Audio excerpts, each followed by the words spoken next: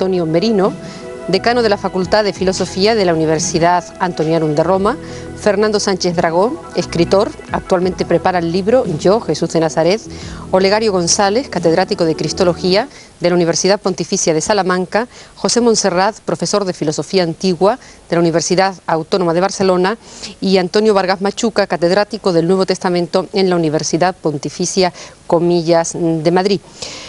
En Jesús de Montreal se nos presenta una figura de Jesucristo bastante atípica y poco convencional a través del montaje especial que hace este grupo de actores canadienses. Yo quisiera iniciar el debate, señores, si a ustedes les parece, proponiéndoles como primera pregunta si no estará ocurriendo lo mismo ahora en nuestros días. Si lo que, por ejemplo, nosotros conocemos ahora de Jesucristo y de su figura no es también hasta cierto punto una interpretación, en este caso la interpretación que ha querido dar la Iglesia y no la realidad, si es que de una realidad objetiva y histórica puede hablarse. Este es nuestro debate. ¿Se puede ser absolutamente objetivo y hablar de un Jesús de Nazaret histórico, o hay que pensar que lo que conocemos, la mayoría de las personas hoy, creyentes y no creyentes, es más que una realidad, una interpretación de la Iglesia? Comienzo yo.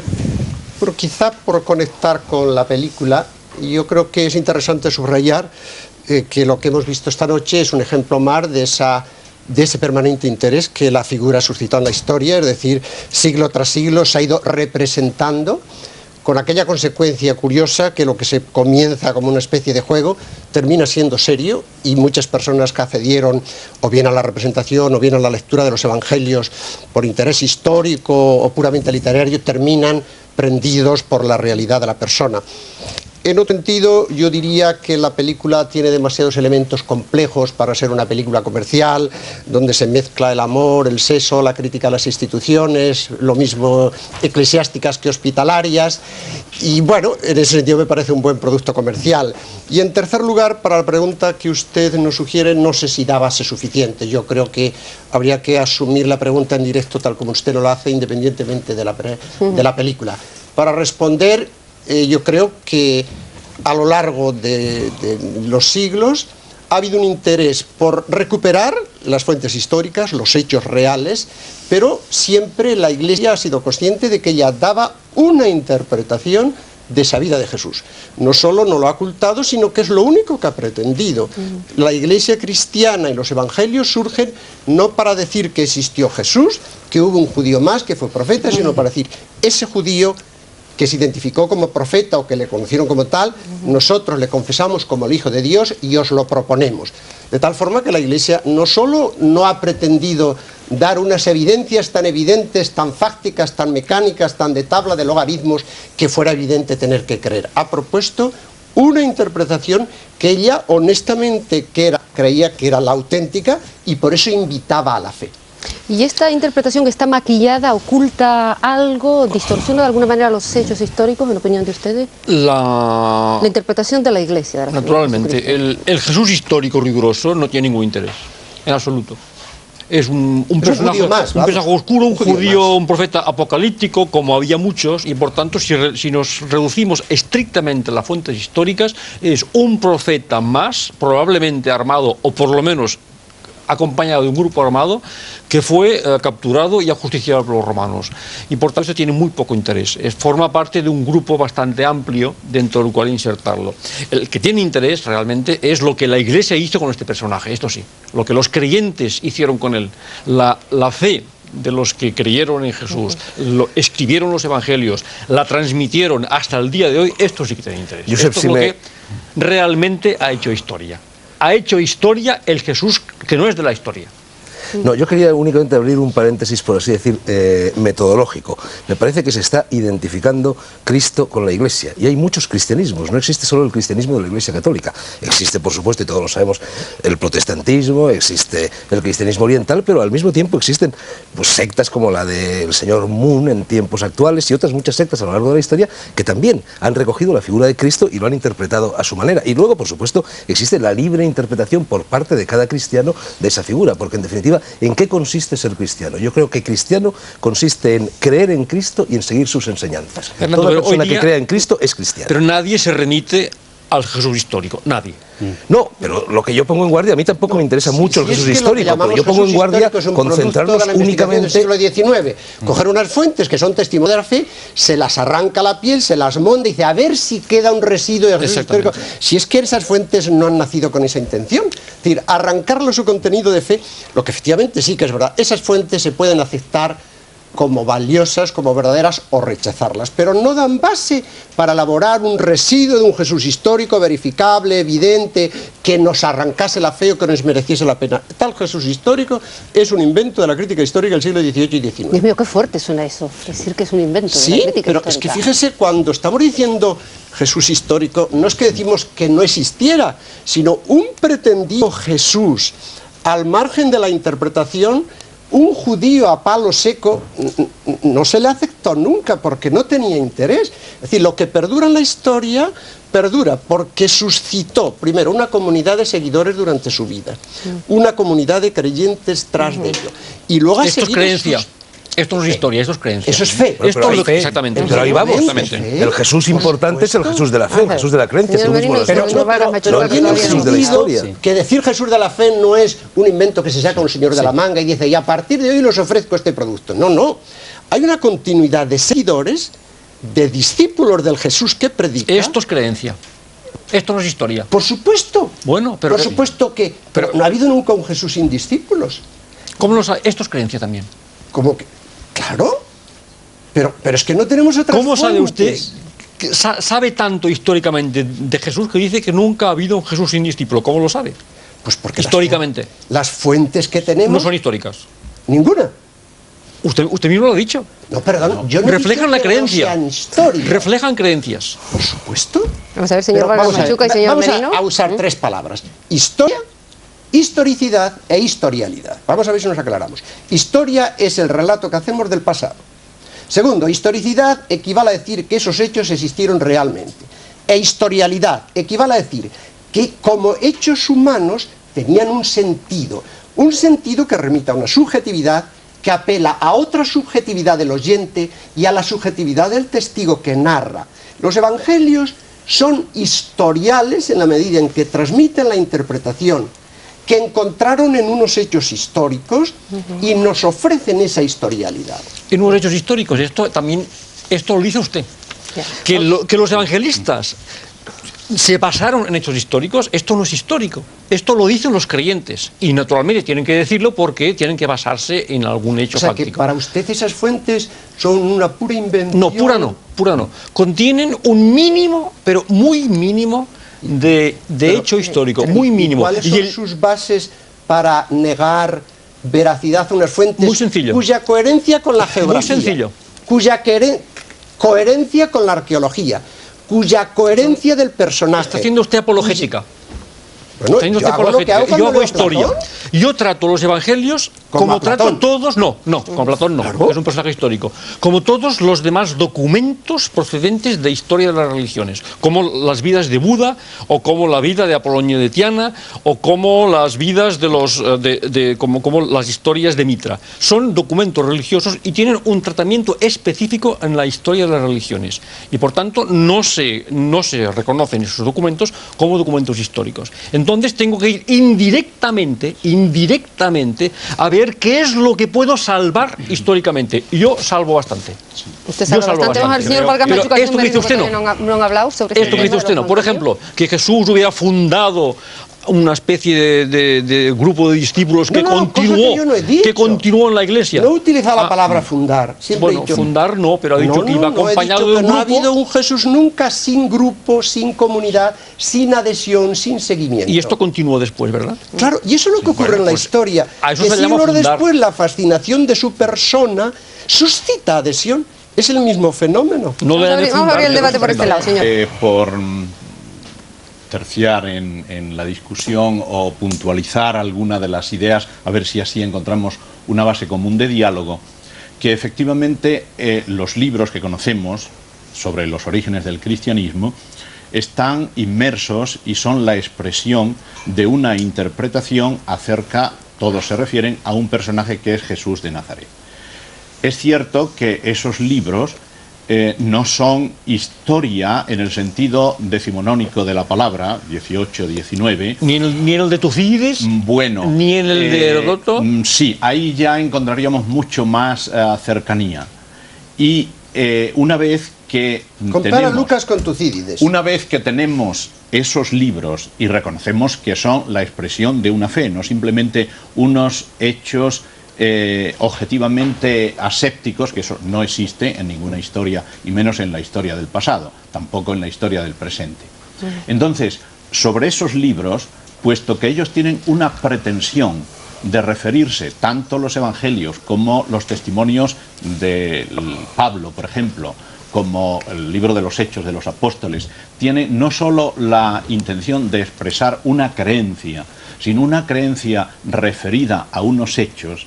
Entonces hay que buscar una metodología para que en esos libros, lo mismo que un historiador de la antigüedad, de las poesías, de la cerámica, de la escultura, saca datos históricos, aunque no sean directa y 100% históricos en el sentido moderno, sobre esos libros efectivamente se puede, hoy día se reconoce en la investigación general, que se pueden sacar bastantes datos históricos.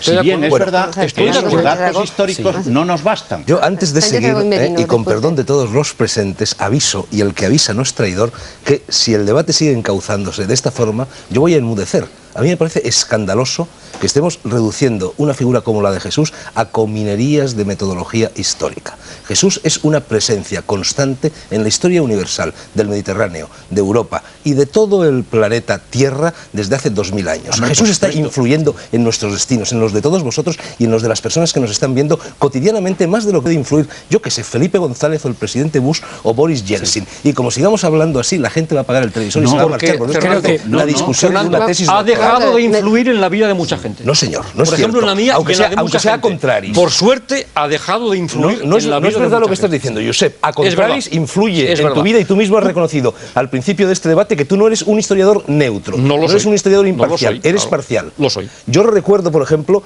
y es un episodio, es quizá de todos los episodios que yo he vivido en mi vida, y es una alusión personal, espero que me la perdones, de todos los episodios que yo he vivido en mi vida, el que más me ha costado perdonar es un episodio que tú protagonizaste en el curso que yo dirigía en el Escorial, en los cursos de la Complutense en el Escorial, hace 3 años, cuando te sentaste a hablar con mi hija Aixa, que entonces tenía 8 años, y con su amiga Arantxa, que entonces tenía 11, y les dijiste: yo he sido cura y como cura os digo que Dios no existe. Cuando una persona llega a eso, llega a escandalizar a los niños con una frase como esa, evidentemente Jesús está influyendo en tu vida y mucho, aunque sea, insisto, a contrarios. Por alusiones al señor Monserrat dentro de un momento, pero el señor Benino no ha tenido oportunidad prácticamente de abrir la boca en los últimos minutos y tenía muchas ganas de decir algo. Quiero subrayar aquí lo de Fernando, ¿no? Efectivamente, Jesucristo como una realidad histórica. Entramos con los conceptos de historia. El lenguaje siempre es ambiguo y tenemos que acomodar nuestra ambigüedad, nuestras limitaciones a una persona que rebasa muchas categorías nuestras. A mí, volviendo al tema de la película, que me parece que es sumamente importante por lo que tiene de mensaje, incluso de crítica de ambigüedades que tiene, hay al menos una lectura nueva, lo que quiere decir que hay una fascinación del Cristo vivo. Hay, por otra parte, una cosa importante de esta presencia vital, que es la transformación de los autores. Toda persona que se pone en contacto con el Cristo se transforma de una forma o de otra. No hay ser neutro, o positiva o negativamente. Después, un elemento muy importante también en la película, que es la crítica a las instituciones. Cuando el protagonista sale herido, va a una institución católica, no lo recibe, y sin embargo lo recibe una judía, que me recordaba exactamente el caso contrario de Spinoza, cuando los judíos lo echan y lo reciben realmente los católicos. Pero es que ya hace algunos años, al ver la película esta, me recordaba también otra insistencia enorme de Nikos Kazantzakis, en la gran novela Cristo de nuevo crucificado, donde los protagonistas del drama de la pasión, al representar todo este protagonismo dramático ante la experiencia de la no fe o del no comportamiento de los popes y del drama de unos inmigrantes que están allí, son incomprendidos, maltratados y crucificados. Lo cierto es que al menos estas personas se identifican con el personaje que tratan de representar. Hay algo nuevo que está vitalmente diciendo que esta presencia no es arqueología, es realmente una profecía que transforma y claro, ahí vamos. Por favor, no convirtamos a Jesús en sujeto u objeto arqueológico, porque es algo que está presente. Pero yo quiero también recordar, Fernando, me permite llamar la atención que lo que hemos prometido también a los espectadores esta noche es un debate sobre la figura histórica de Jesucristo, en tanto en cuanto es historia o se convierte en leyenda. Entonces, por ejemplo, habla usted de arqueología. Los últimos descubrimientos en torno a los manuscritos del Mar Muerto pueden desvelar nuevos misterios en torno a las figuras de Jesucristo. Pero ojo, Cristina, que si Jesús está vivo actualmente en el pecho de las personas, eso lo convierte en un personaje vivo de la historia actual. Decir lo que estamos diciendo es también hablar del Jesús histórico. Perfecto, eso es evidente, Fernando, y nuestro punto de partida, en concreto el mío, fue Jesús es un señor que vivió y un señor que vive. Y si estamos hablando aquí hoy es porque al menos en algunos de nosotros su existencia ha transformado realmente nuestras vidas. Ahora bien, yo, cuando llega un momento de maduración de mi fe, uno pasa a preguntarse si uno vive de sueños, de temores, de mitos o de realidades. Es decir, la coherencia interna de mi fe me lleva a preguntarme, ¿es mi miedo, mi angustia, mi temor, mi desilusión lo que funda mi fe en Jesús? ¿O hay una objetividad, una anterioridad, una alteridad con la que yo me encuentro que es anterior y superior a mí? Entonces, desde el interés universal personal que la fe tiene para mí, me obliga, me lleva a buscar la objetividad, la anterioridad, el contenido objetivo, que en este caso es preguntarme por la presencia divina, por la dimensión trascendente, por el contenido de revelación y de gracia que yo me encuentro de parte de Dios en esa persona y pensar que no me lo invento. Esa es la única cuestión. Eso lo podemos, yo creo que asumir todos un poco, ¿no? Lo que puede haber de objetividad, por su necesidad de objetividad, esta línea de debate que usted ha abierto, yo lo hago. Yo creo que hay unos mínimos históricos, por mucho que podamos poner muchas cosas en duda, unos mínimos históricos que los aceptamos todos, incluso Montserrat Torrents, es decir, creemos que existió. Y más que tú. En el siglo I. Creo que acepto más que tú. Sí. Bueno, un momento. Yo estoy bastante con Josep, con Vargas Machuca en cuanto tenía prudente la palabra. En otro curso. Tú en la introducción a tu libro, La sinagoga cristiana, dices que traes ahí fotocopiada, alevosamente. Alevosamente no, al contrario, caballerosamente. Dices, prácticamente nada evidente hay en la historia de este personaje, Jesús. Por mi parte, adopto las conclusiones de un cierto sector de la crítica independiente y siento los siguientes postulados. Jesús fue un predicador milagrero del norte de Palestina que se vio envuelto en una trama política y murió ajusticiado por los romanos en Jerusalén. No se autoproclamó Mesías ni fundó una comunidad religiosa. No se conserva ninguna narración auténtica ni de su obra ni de su predicación. Bueno, esto puede ser cierto y al mismo tiempo falso, porque todos sabemos, y tú lo sabes también, que la figura de Jesús no se limita a esto, aunque si nos remitimos únicamente a las fuentes, a lo mejor esto que tú estás diciendo es verdad. Esto es un mínimo. Yo digo, a partir de esto voy a sacar más. A partir de ese mínimo, esto es mínimo. Perdón, y entonces, cuando hablas de crítica independiente, ¿a quién te refieres? A una crítica que no depende de ninguna religión, de ningún dogma, de ninguna dogmática. Es decir, hay religión y hay no religión.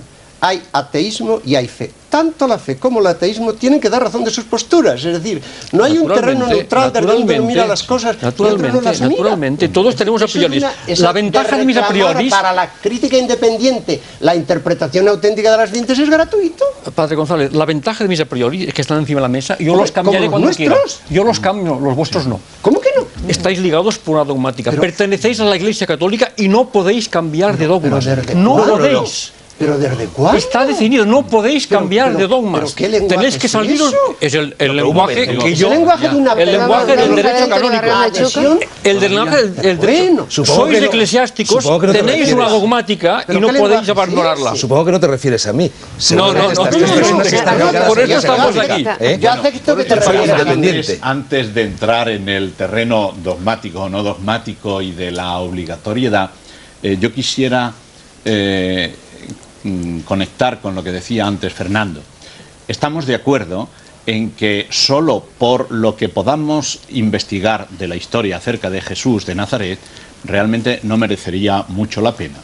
Estamos de acuerdo en que la figura de Jesús ha sido impactante en toda la historia universal, por lo menos de Occidente, precisamente... Cuidado, es mucho, Pero vamos, casi todo. Fíjate qué cambio, ¿no? Bien. La historia universal de Occidente. Ya es una limitación. Bueno, bien, naturalmente que en otros sectores el influjo ha sido menos. Está el mundo pero, sí, pero como Occidente menos influye sobre nulo, Oriente, si Jesús influye sobre Occidente, también influye sobre Oriente. Bien. Además, Está todo bien existe- claro. Déjale terminar. En Sí, esa, termina, línea, por favor, en esa línea, efectivamente, que lo que tiene valor para los creyentes y para los no creyentes, en cuanto que lo rechacen, es la pretensión de ser, como lo presentan sus seguidores cristianos, el Mesías, el Hijo de Dios, el que viene a salvar al mundo. Pero, en la línea de lo que decía Olegario, si, como creo intuir en tus expresiones, eso es lo único que para ti vale, o lo único que a ti te interesa, hay que recalcar que eso no es pura subjetividad, que la crítica, llamémosle por lo menos equilibrada, o independiente, o que busca ser objetiva, encuentra fundamentado en un estudio indirecto de esas fuentes, que son las únicas que tenemos, colacionadas con el ambiente cultural, que es coherente con ello, no solo las fuentes estrictamente cristianas, que de ahí se puede fundamentar esa afirmación de fe, siendo creencia, es coherente con una serie de datos históricos concretos. Datos históricos concretos que se pueden presentar aproximadamente con la misma seguridad con que de personajes de la época, de entonces, no sabemos No, pero si tampoco yo en eso, mucho más. yo en eso estoy de acuerdo. Lo que yo quería decir es ya que hay tenemos un campo común. ciertas menudencias, ciertas cominerías, ciertas cotillerías, por así decir, históricas, que no van a modificar ni mi fe, ni el ateísmo de quien no tenía Bien, fe. de Quiero decir, si Cristo murió o no murió en la cruz por asfixia o por otra tal, o la cosa, fecha si vivió tal, 33 bien, años bien. o 42, si Curiosamente, era, incluso, si estaba casado o no casado con María Magdalena, como algunos investigadores han postulado. A mí todo esto no va a modificar, porque mi vinculación a la figura de Cristo es a su figura y al mensaje, a sus obras, que de él me han llegado. Y esto es lo verdaderamente importante, no las menudencias. Sí, pero yo creo- ¿Están ustedes de acuerdo en lo que dice Sánchez Dragó, que esto no es importante, que si ahora se descubriese, y vuelva a lo de los manuscritos, porque es lo Vamos a último, ver, ya está ahí por Fernando, decir algo, ¿estarías de acuerdo? que las cosas, perdone, han sido radicalmente diferentes, si se descubriese que no sería realmente grave para los creyentes. Radicalmente ni para nadie. diferentes hasta qué punto. No, en estos Si detalles de que repente usted nos está dicen que contando Jesús ahora no mismo. predicaba la paz y el amor, sino el odio y la violencia, hombre, eso sí Si me modificaría apura un la poco fe. en los detalles Pero los externos hechos que acaba de históricos comentar. no tienen la ahora más mismo. mínima importancia. No, yo le diría, Fernando, ¿estarías de acuerdo si hiciéramos la siguiente estratificación? En todo personaje histórico, o al menos referido a Jesús, podemos distinguir tres niveles. Nivel de hechos, hizo tal y tal cosa, por lo cual pertenece a la historia antigua, como cualquier otro judío. Segundo, nivel de especial sentido de su existencia, por lo cual su humanidad fue especialmente relevante, y eso hace, por ejemplo, que Jaspers, en el libro anterior a su filosofía, hable de los hombres que han dado la talla de humanidad, y diga Buda, Confucio, Sócrates y Jesucristo. O sea, nivel de hechos, nivel de sentido. No lo entiendo. Segundo, tercer nivel. Hay un nivel donde los cristianos, por lo que nos parece huellas, signos de una densidad mayor, lo consideramos también como revelación. Entonces tenemos hecho, sentido, revelación. Para nosotros los tres niveles están con esos, pero confesamos evidentemente que el tercero no se deduce necesariamente de los otros, que nosotros reconocemos que Jesús existió, que su existencia humanamente fue significante, y tercero, que en él Dios se nos revela y se nos da, como en otros profetas, y además de una forma única y definitiva, por lo cual le llamamos el Hijo y le consideramos el centro de la historia. Esos tres niveles para nosotros creyentes van unidos, pero comprendemos que son separables, y que quien no tiene fe, y el tener fe o no tener fe no es un problema de historia científica, sino de dónde para Dios... usted la fe está en el tercer nivel, ¿verdad? Está en el tercer nivel en conexión Sobre coherente con los dos primeros. Y los dos primeros serían históricos, el primero y el segundo serían históricos. Bueno, el primero es... afécteme la diferencia. El primero sí, de acuerdo. El primero es histórico, el segundo es historial y el tercero es teológico. El segundo para mí es tan teológico y depende tanto de la creencia. Todo lo que sea sacar a Jesús de estos mínimos con los cuales estamos de acuerdo. Mínimos. No. O sea, yo de los varios mínimos que han mencionado no estoy de acuerdo por investigación histórica. Con algunos sí, con otros no.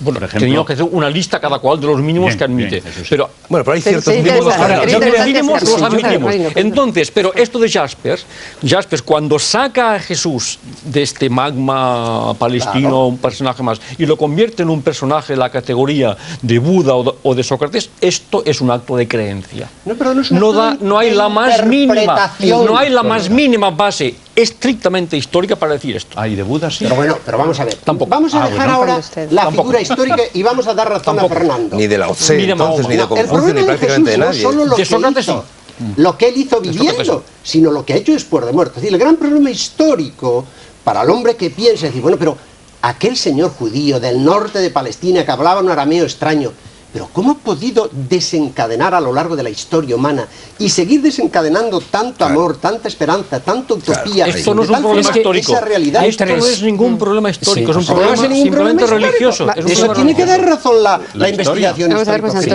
Antonio Merino. Hombre, claro, Si no, claro que ¿en es qué un mundo problema vivimos? Montserrat, histórico. yo ¿Por creo qué? que hay que decir también, no solamente los mínimos, sino los máximos, que en el Cristo yo creo que lo que interesa, habría que subrayar fuertemente los máximos, pero no solamente la cosa esta histórica, sino la interpretación a lo largo de la cultura.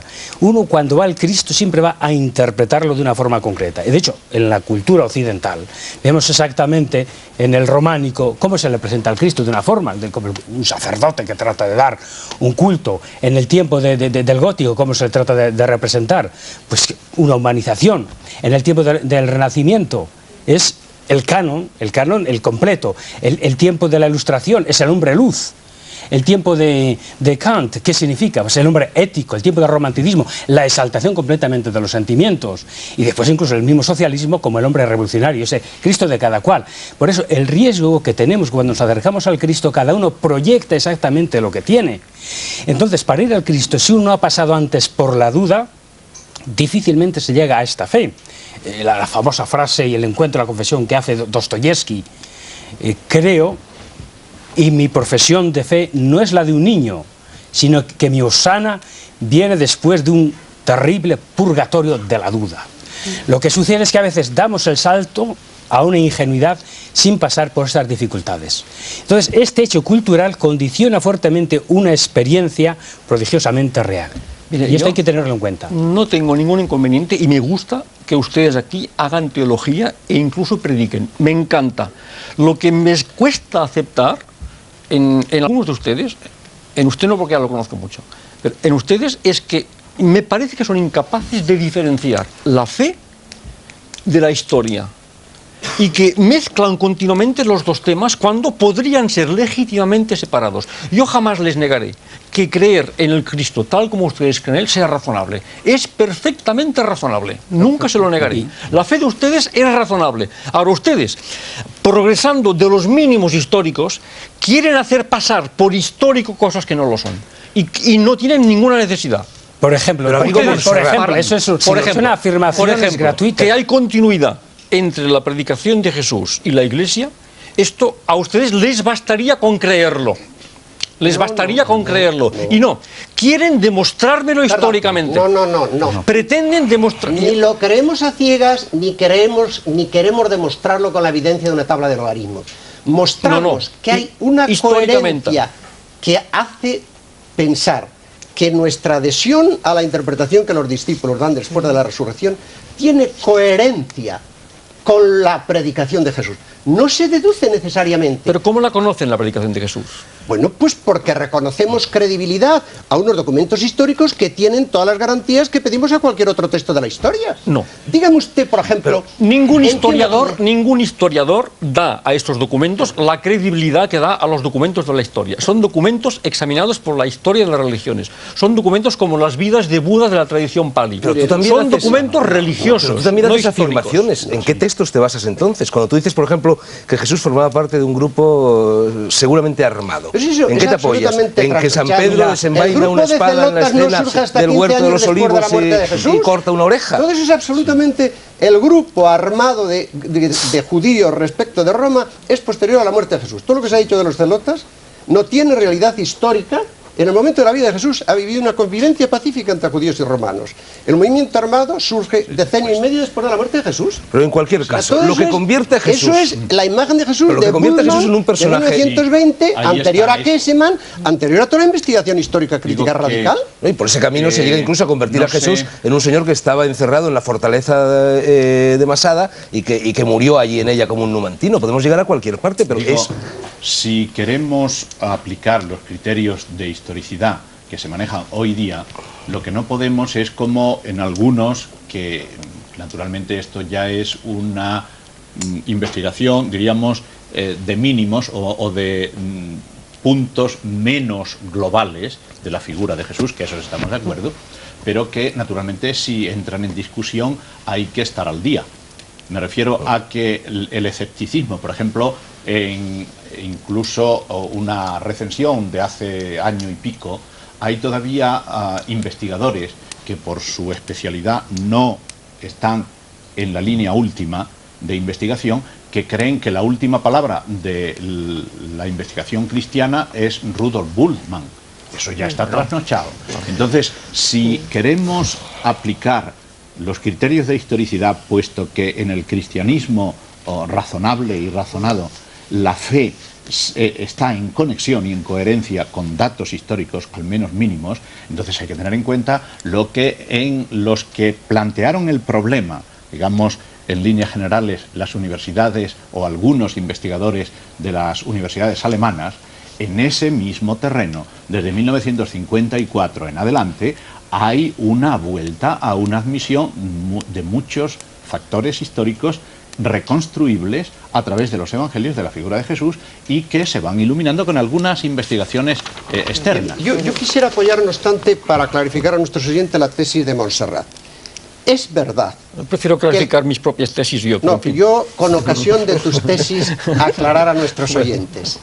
La fe parte de una historia interpretada y percibida como signo de Dios, pero no se deriva necesariamente de la historia. Bueno, pues seamos parte de una historia descubierta, percibida como signo de Dios, que invita a la fe a la que uno responde, pero no se deduce necesariamente de la historia. La fe es un don de Dios que al encontrarse con talos hechos surge, pero el creyente la percibe a la luz de esos hechos como don de Dios. Eso quede claro, y yo creo que esa postura nos invita a los creyentes a no confundirnos con unos vulgares historiadores de la historia antigua. No, y en cualquier caso yo te pregunto, ¿para qué nos sirve la historia si no la interpretamos? ¿Esto vale para Jesús de Galilea o para Julio César o para cualquiera? Si queremos que la acusación que hacía Montserrat, tenemos que interpretarla, ¿no? De que confundimos exactamente la historia con la credencia, o si quieres con la fe. Yo digo que es una cosa completamente distinta, como ha dicho Olegario, perfectamente para nosotros. Y sobre todo la fe para nosotros tiene tres elementos característicos, que es gracia. Segundo, que es una razonable, en el sentido que damos razón de lo que se cree. Cierto. Y por último, que es libre. Por consiguiente, es una cosa ciega. Se da razón de la esperanza, se da razón de la fe. De ahí la necesidad que esta fe resulte adulta, pero también se pide para aquel que crea medias o no cree casi nada o no cree nada, que sea coherente, sea adulto en esta media fe, en esta poca fe o en esta ausencia de fe. Es decir, ser adultos en lo que se cree o en lo que no se cree o en estas medias aguas. Pero para nosotros, evidentemente, esta experiencia de fe es enormemente razonable y no se confunde en absoluto con una historia, mucho menos con la historicidad. Pero ahora me gustaría mi pregunta. Pregunte usted, vamos a ver. Usted pregunta, usted contesta, usted pregunta, usted contesta.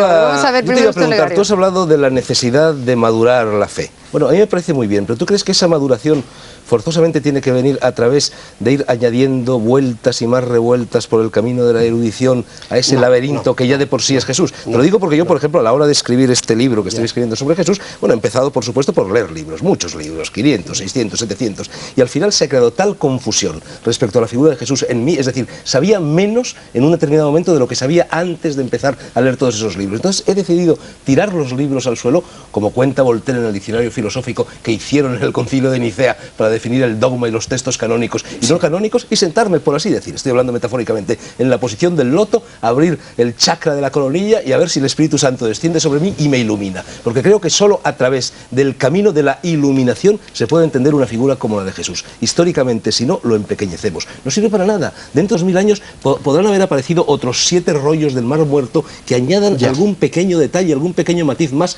a la figura de Jesús. Habremos ganado en comprensión y en fe. Nos habrá servido más. Te contesto en directo. El acceso a Jesús, para quien hemos sido contemporáneos de él, tiene un doble camino. Primero, si en vez de hablar del loto, tú hablases del Espíritu Santo... He hablado, me parece, o por lo menos esta es mi intención. Pero del Espíritu Santo, vamos, de la guión neuma. Entonces yo te diría, solo quien se abre al Espíritu Santo puede creer en Jesús. Y es una cita bíblica de San Pablo. Solo bajo el Espíritu Santo podemos decir Jesús es Señor. De acuerdo. Segundo, ahora bien, para que yo, dentro de lo que es humanamente razonable, tenga la seguridad de que ese Espíritu Santo no son ni mis buenos humores, ni mis malos humores, ni mis deseos, tengo que establecer continuidad con los testigos que me establecen la conexión con el origen. Porque Jesús dejó unos testigos autorizados y cualificados. Yo me tengo que preguntar si además del elemento de interioridad, que es siempre necesario y sagrado, tengo el elemento de exterioridad y objetividad. Entonces, a la vez que abrirme al Espíritu Santo, me tengo que abrir a la comunidad de creyentes y al testimonio normativo que a lo largo de los siglos ellos se han remitido al origen, que eso es lo que hicieron en Nicea. Dijeron, dejemos de teólogos, que se nos ha transmitido en una transmisión pública, porque Jesús creó testigos públicos. Entonces los apóstoles fueron reconocidos como los testigos autorizados y cualificados que conectan con el origen, y ninguna palabra fue admitida nunca en la Iglesia en la que no se percibiese el testimonio auténtico de la tradición. Por tanto, yo me parece muy bien, Fernando, que tú te abres a la iluminación del Espíritu, pero hombre, para tener alguna seguridad de que no es el espíritu que genera el whisky o el mal humor, tú establezca la conexión con la historia hasta llegar a los orígenes. No, yo quería introducir a propósito lo que... Bueno, pero no le quiero interrumpir, conteste usted, lo quería... No, yo te quería decir únicamente, Olegario, que me alegro de que hayas hablado de los orígenes. Yo creo que existe una gran tradición espiritual, que es anterior al cristianismo y anterior al budismo y anterior al hinduismo y anterior a todas las religiones. Y las religiones son gajos desprendidos de esa gran tradición. Jesús, Buda, Lao Tse, Krishna, son abanderados, son heraldos de esta tradición que de vez en cuando tienen que manifestarse a la humanidad. Dice Krishna en la Bhagavad Gita, la dimensión religiosa del hombre. Déjame terminar, Olegario. Dice Krishna en la Bhagavad Gita, cada vez que la virtud del mundo mengua, yo me manifiesto. Entonces yo creo que en determinados momentos en los que efectivamente está menguando la salud espiritual del mundo, y el siglo I, todos sabemos que era un siglo tremendamente conflictivo, de una injusticia social espantosa, y más aún en Oriente Medio. Entonces quiero decir, era normal que en un momento como ese se manifestase la divinidad a través de una persona que en Palestina se llamó Jesús, que en Nepal se llamó Buda, que en China se llamó Lao Tzu. Y todo eso son gajos desprendidos de una misma tradición. Por eso yo te aseguro que podría ser cristiano, aunque en vez de nacer en Madrid hubiese nacido en Pekín y en vez de hablar en castellano hablase en chino. Yo quería preguntarle a José... Es una verdad universal, que no está necesariamente vinculada a la figura histórica de Cristo. Fernando, pregúnteme. Identificabas el Cristo definitivo con Jesús de Nazaret, y ahí vamos a comenzar a tener levels diferentes. ¿De cuál es el Cristo definitivo si la propia tradición cristiana habla de la segunda venida de Cristo? Estamos hablando de verdad. Nunca en el Nuevo Testamento se habla de la segunda venida. La historia de Jesús no termina con la crucifixión. El Jesús que vino y se mostró como Mesías vendrá a consumar su obra. El mismo Jesús de Nazaret vendrá a consumar su obra. Es una única venida, una especie de destello de la aparición definitiva. Pero lo que quiere hacer Fernando, a veces yo creo que confundes o mezclas bastante, casi para agonar el Cristo con Confucio, no, con Confucio con Buda, no he mencionado Confucio. Buda, Krishna y Lao Tzu. Bien. Yo creo que hay una radical diferencia, incluso de contrastes. Cuando uno analiza cada uno de estos autores, verás que tiene una línea concreta, en tanto que el Cristo en sí rompe todos los esquemas, incluso las categorías. Un liberal no estará de acuerdo con el Cristo, un tradicional no está de acuerdo con el Cristo, a veces ni siquiera un místico o un locuaz. El Cristo rompe todas estas categorías, es totalmente indefinible, por eso, porque es enormemente complejo. Y entonces hay una serie de proyecciones, estas interpretaciones, estas hermenéuticas que se pueden hacer, que el Cristo las rebasa y las rompe completamente. Entonces esta comparación, que puede ser expresiones de un fenómeno general llamado religión, puede ser válido, pero rebasa enormemente por lo complejo de los elementos que coinciden ahí. Estamos hablando mucho, perdón, Montserrat, que es lo que yo quería introducir y ahora tiene usted la palabra de fe y de creyentes. Y si a ustedes les parece, podemos hablar un poco de los que no creen y también quieren acercarse a esta figura, o en concreto a esta figura de la que hablamos aquí esta noche, a la figura de Jesús de Nazaret. Desde el punto de vista de los no creyentes, de los que no tienen la revelación por la fe, ¿cómo se acerca a esta figura? Yo veo ahora como filósofo más que como historiador, veo que el hombre no puede pasar sin creencias y sin ideales. Entonces yo, el ideal humano reflejado en esta persona que sale en los evangelios, creo que es un buen ideal para el hombre, por lo menos occidental. Para el hombre de la cultura mediterránea que viene del greco-latina con injerto judío. Para esta gran masa humana y para esta cultura, yo creo que la figura que emerge de estos textos llamados evangelios sigue siendo útil y puede ser guía para muchas personas. Y por tanto me alegro de que se le predique bien, de que se le enseñe bien y de que personas como este señor de aquí escriban obras sobre Jesús. Dicho esto, que lo digo sinceramente, yo vuelvo ahora a ser historiador y sigo insistiendo en que en la mayoría de creyentes o de historiadores creyentes sigo viendo una mezcla total de sus creencias con los elementos pretendidamente históricos. Y voy a poner un ejemplo rapidísimo, que es uno que yo viví cuando estudiaba en la Gregoriana, ¿no? Pablo dice que fue a Jerusalén y encontró a Jaime, el hermano de Jesús. A mí intentaron demostrarme los jesuitas de la Gregoriana que este hermano era el primo. Demostrármelo históricamente, con todo lujo de citas desde Eurípides hasta lo que quieran, ¿no? Que este hermano no era hermano, sino que era primo.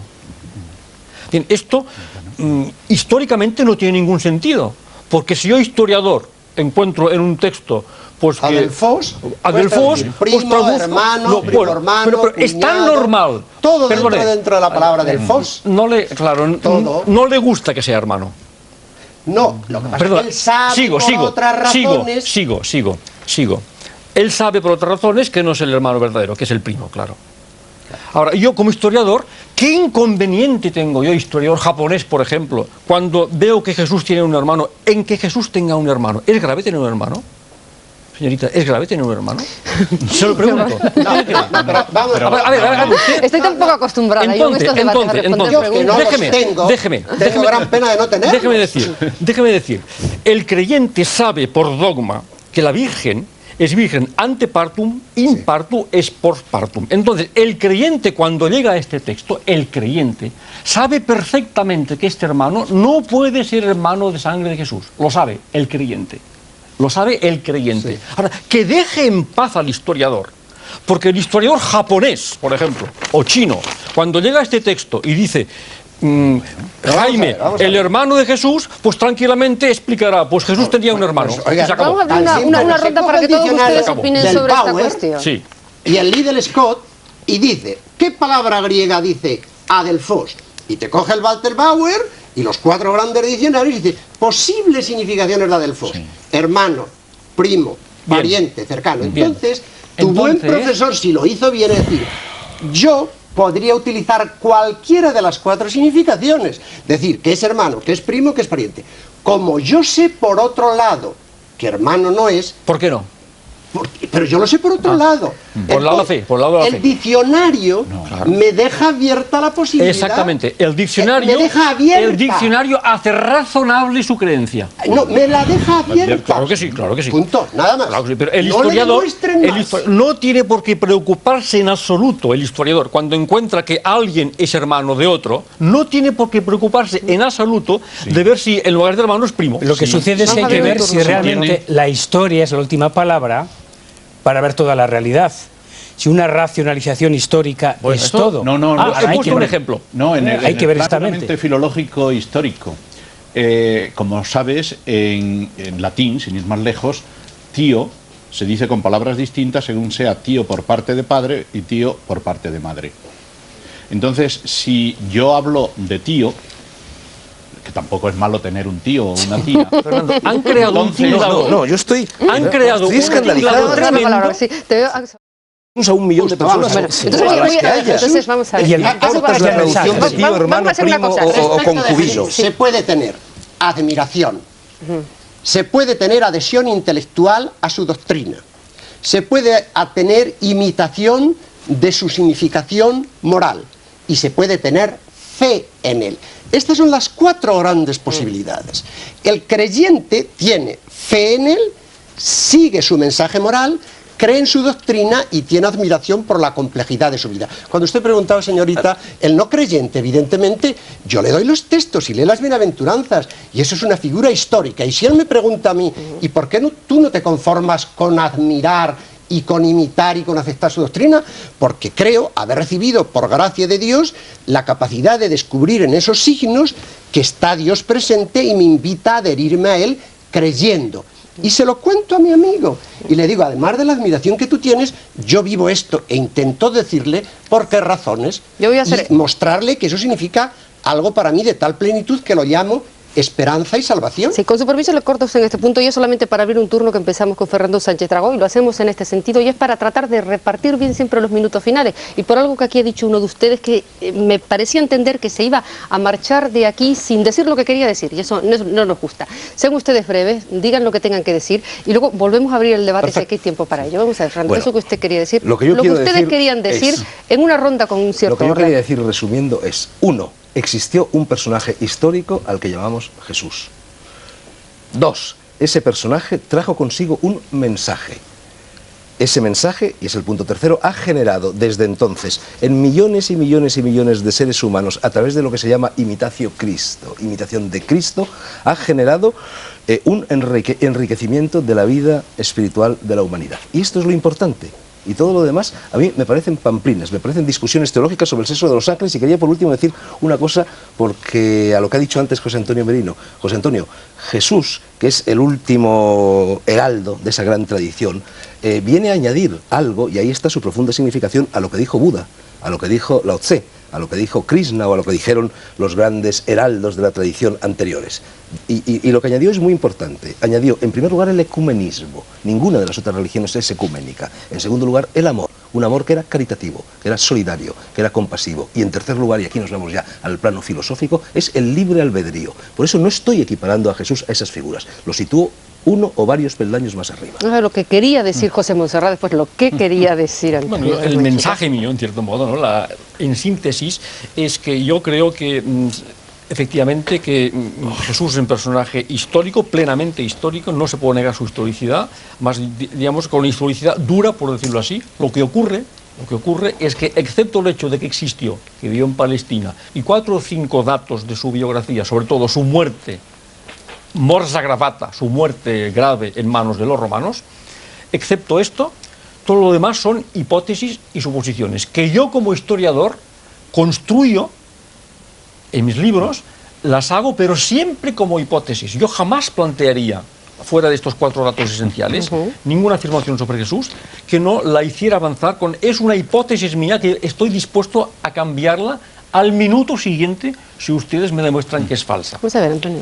Bien, un poco en síntesis de lo que han dicho los dos colegas precedentes, efectivamente estamos de acuerdo en la realidad histórica de Jesús, que lo más importante es su mensaje, su enseñanza. Yo añadiría como creyente, naturalmente, la revelación que nos hace de un mensaje divino de salvación, pero a la vez que eso, como exegeta, que es un capítulo de la historia, me interesa también, no solo como curiosidad, sino incluso para conocer mejor esa figura, el hacer con el grado de probabilidad que la exégesis da, que no son ciencias exactas, pero es que la historia antigua tampoco lo es, con ese grado de probabilidad me gusta, y ese es un campo interesante, para hacer coherente la fe con esos datos históricos, y que no es solo subjetividad, y que en ese camino se puede avanzar unos cuantos datos históricos con prácticamente total seguridad y otros muchos con muy buena probabilidad. Ese es el punto de vista de la exégesis y a la vez de la investigación histórica, cosa que en diálogo con algún catedrático de historia antigua dice, así es como conocemos el periodo que no es religioso, pero que es de esa época. José Antonio Merino, porque era Olegario González quien tenía la palabra y se la vamos a dar a él al final, entonces. Efectivamente, yo creo que el hecho histórico para nosotros es normal, lo aceptamos, pero Jesucristo tiene este gran mensaje. Yo creo que desde nosotros la pregunta es, ¿qué es el Cristo para nosotros? ¿Para qué sirve? Es quizá la pregunta que tú estabas surgiendo. Y entonces habrá que preguntarse exactamente, ¿qué descubre al yo o al hombre? Pero a mí me descubre una cosa sumamente importante para el hombre de hoy, el tema de la libertad radical y el tema de tomar conciencia propia. ¿Qué descubre el Cristo frente a Dios? ¿Quién es Dios? Porque es un tema sumamente importante, su mensaje. ¿O qué es el hombre? ¿Qué es la sociedad? ¿Qué es la historia? ¿Cuál es el sentido de la vida o cuál es la esperanza? Entonces, para mí, me parece que es un tema de los más apasionantes, en la medida en que nosotros nos acercamos a este Cristo, cómo Él descubre el gran enigma de la existencia individual, colectiva y al mismo tiempo histórica. Muy bien, Olegario González, yo le había casi arrebatado muy bruscamente la palabra, pero creo que no hice mal, porque si no se hubiesen ido el resto de los contertulios contentos, pero tenemos tiempo, aprovechémoslo hasta el último minuto y ya para todo. Lo que los colegas han dicho y bueno, lo sintetizo, lo prolongo un poco. Primero, yo creo que la gran novedad histórica de Jesús, su gran revolución, es la revelación de Dios de una forma nueva, que la sintetizaría: ha revelado el absoluto como amor, y por tanto el miedo que el hombre tiene al absoluto, a que el absoluto sea exigencia, se ha desvanecido porque el absoluto se ha revelado como amor solidario, amor compadeciente. Es decir, el poder se ha dado como misericordia. El mensaje del reino, el mensaje de las parábolas, del hijo pródigo, del padre que espera, es eso. Frente a todo temor, frente a todo recelo, frente a todo resentimiento, en el corazón de la historia, el absoluto se ha hecho solidario del hombre como amor. Segundo, a la luz del final del destino de Jesús, ha cambiado la comprensión de la vida humana. Primero, nos ha dicho que la vida es una aventura que hay que correrla, que hay que correr la bella aventura, y las bienaventuranzas, antes que un programa moral, son el retrato personal de la bella aventura que corrió Jesús entregando su vida. Por tanto, la comprensión de la vida ha cambiado en su raíz. La vida se logra cuando se renuncia y se entrega. La vida se pierde cuando se retiene y se guarda para uno mismo. Tercero, esta perspectiva me parece que históricamente es innegable. La figura de Jesús se ha mantenido viva y entera en comunidad a lo largo de los siglos. La experiencia da que una adhesión a Jesús, una fe en Jesús, al margen de la comunidad y al margen de la Iglesia, no perdura más de 2 generaciones y queda disuelta en la arena como pura religiosidad general. Cuarto, de la figura de Jesús, desde la experiencia que con él hicieron y que llamamos resurrección, hemos adivinado que el futuro, no ese que podemos programar con los ordenadores o que tenemos que hacer con la perspectiva, sino el futuro absoluto, el que realmente nos importa, el que es improgramable, se nos ha anticipado como reconciliación, como afirmación. Y quinto, finalmente, el hombre que ha encontrado esto, reconoce que lo ha encontrado porque Dios se lo ha revelado por gracia. Y es como el que ha encontrado un tesoro y una perla, que por el gozo de haberla encontrado va y vende lo que tiene. Es decir, relativiza todo el resto de las realidades a la fe en ese Dios que se le da en Jesús y en el cual él encuentra. Esto me parece que sería el meollo de una afirmación fundamental sobre Jesús. Cristina, terminamos el programa lanzando una pregunta. No vamos a tener tiempo para responderla. Es una pregunta que yo formulo a los historiadores y a los teólogos. ¿Por qué en las Sagradas Escrituras, en las cuales de una forma o de otra se mencionan pues no solo los saduceos y no solo los fariseos, que eran las 2 grandes sectas del judaísmo, sino muchísimas, prácticamente todas las pequeñas sectas que pululaban en el contexto del Oriente Medio en aquella época, ¿por qué no se menciona nunca a los esenios? Terminamos con una pregunta, y esa es una buena manera siempre de terminar los debates, porque quiere decir que habrá ocasión, si ustedes aquí lo quieren, otra vez, señores, de venir a discutir de todas estas cuestiones. ¿Pero por qué no respondemos? Porque en el momento que ¿cuánto escriben ya han necesitaríamos para desaparecido? responder a esa pregunta? ¿Qué? ¿Cuánto necesitaríamos para responder a esa pregunta? No, yo creo que es muy simple, porque en el momento que escriben ya no eran protagonistas y porque no tuvieron conexión directa con Jesús. Así de simple. Eso se cae por su base, porque también había desaparecido la figura de Jesús en el momento en que se escriben las Sagradas Escrituras. No, pero los seños ya no existían, y si se debate con los fariseos Jesús es porque perdura el judaísmo en las escuelas de Jami, etcétera, etcétera. Es la palabra fin, y realmente hemos acabado el debate como los terminamos siempre, o sea, discutiendo y con ganas de seguir hablando, pero aquí tenemos que poner punto final. El capítulo de los esenios, aunque arqueológicamente ha tenido una gran importancia, y la tiene, en el contexto cultural de entonces, y sobre todo cuando se escriben los evangelios, no existe. Créanme, señores, no era una pregunta tan fácil de contestar. Tengo que poner punto final, señores. Tengo que imponer un poco la voz por encima de las de ustedes, porque las señales de que pare, que fin, me tengo que despedir. Me tengo que despedir de ustedes, por supuesto, dándoles las gracias por habernos acompañado a este debate, y de los espectadores deseándoles a ellos y a ustedes también, por supuesto, unas felices fiestas. Decirles que nos vamos a encontrar no la próxima semana, como es habitual, porque el viernes Televisión Española en la 2 tiene previsto en el tiempo habitual de programación del Espejo emitir toros desde La Coruña. Así que no nos vamos a encontrar el viernes de la semana que viene, sino será el siguiente, y ya para el 3 de enero. Y queremos, señores, inaugurar con ustedes ese mítico año 1992 que está dando tanto que hablar. Así que el debate será 1992, lo tendremos el viernes 3 de enero. Hasta entonces, tengan ustedes muy felices fiestas y muy feliz año. Señores, de nuevo, gracias a todos, buenas noches.